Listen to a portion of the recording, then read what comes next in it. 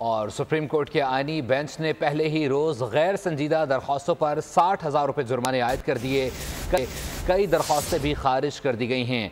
आईनी बेंच की समाअत का अहवाल जानते हैं अपने नुमाइंदे जुल्करनैन इकबाल से। जुल्करनैन, बताइएगा आज कितने मुकदमात मुकर्रर किए गए थे और आज कितने मुकदमात निपटाए गए हैं? देखिए, आज जो मजमूरा मुकदमात मुकर्रर थे आईनी बेंच में, जिनमें से 16 मुकदमात को निपटाया गया है। एक मुकदमा जो माहौलियाती आलूदगी के हवाले से था, उस हवाले से अदालत ने नोटिस जारी करके जो जवाब है वो मांगे गए हैं। जबकि एक डॉक्टर आरिफ अलवी की बतौर सदर पाकिस्तान तैनाती का मुकदमा था, उनके खिलाफ दरख्वास्त थी कि उनको सदर पाकिस्तान के अहदे से हटाया जाए। उसमें क्योंकि दरख्वास्त गुजार को सर्विस नहीं हो सकी थी, यानी कि अदालती नोटिस उन्हें मौसूल नहीं हो सका था, तो उस पर जस्टिस जमाल मंदोखिल ने तो ये तजवीज़ दी और अपना ऑब्जर्वेशन दी कि ऐसी गैर जो संजीदा दरख्वास्तें इनकी हौसला छिकने के लिए ज़रूरी है कि इनको जुर्माने के साथ खारिज किया जाए। तमाम अदालत ने, क्योंकि दरख्वास्त गुजार को नोटिस ही मौसूल नहीं हुआ था, वो यहाँ मौजूद ही नहीं थे, इसलिए दोबारा नोटिस जारी करने की हिदायत कर दी है। तो बाकी 16 मुकदमात अदालत ने निपटा दी हैं, जिनमें सीधा अगर मुकदमात की बात की जाए तो वो अरकान असम्बली जिनके असासे बैरून मुल्क हैं, उनको नाअहल करार देने के लिए, इंतखाबात लड़ने के लिए वो दरख्वास्त थी जिसको कि डिसमिस किया गया, 20,000 रुपये जुर्माना आयद किया गया। इसी तरीके से PDM दौर में जो कानून साजी हुई थी, उन तमाम कवानीन को गैर आइनी करार देने के लिए दरख्वास्त दायर की गई थी, उसको 20,000 रुपये जुर्माने के साथ खारिज किया गया।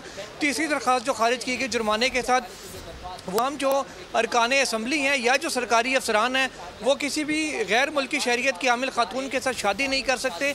ये पाबंदी आयद करने के लिए दरख्वास्त थी, जिसको भी अदालत ने खारिज करते हुए करार दिया कि क्या अब अदालत ये भी तयन करेगी कि गैर मुल्की से शादी है तो नहीं की जा सकती, या 2 शादियाँ करने वाले को भी कहा गया कि कल आप कहेंगे कि नाअहल करार दिया जाए, उसको भी ओहदा ना दिया जाए, या फिर कंवारों के ऊपर भी पाबंदी लगाई जाएगी कि जी वो भी कोई ओहदा नहीं ले सकते। इसलिए अदालत ने कहा कि ये गैर संजीदा दरख्वास्तें हैं।